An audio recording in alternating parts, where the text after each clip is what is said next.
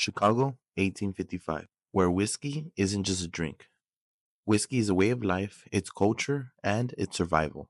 And for the city's Irish and German immigrants, it was about to become a reason to fight. Mayor Levy Boone, he was not a whiskey man. He was quite the opposite. He was a staunch prohibitionist. He thought that he could tame the city's working class and their saloons with brutal crackdowns. He would double liquor licenses, check, ban drinking on Sundays. But here's where he really messed up. He would only enforce these laws on immigrant owned bars, while leaving his wealthy American born friends untouched. And for the Irish and German communities, this wasn't just a battle or a fight about whiskey. It was literally about power. They built Chicago street, its factories, its railways, and now the government was trying to strip them of their gathering places, their livelihoods, and even their identity.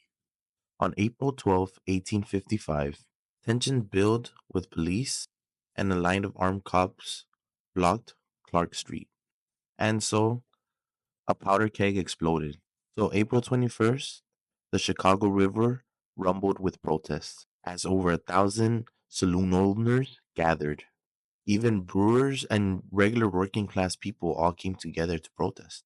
But the police were outnumbered, but like I mentioned earlier, they were armed. So came the first shot. Gunfire and chaos exploded.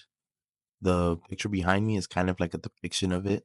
A whiskey barrel came across the street and crashed and burned. Bullets tore through the crowd, wagons were overturned, fists flew, and the whiskey war begun. And just like that, Chicago became a battlefield or battleground.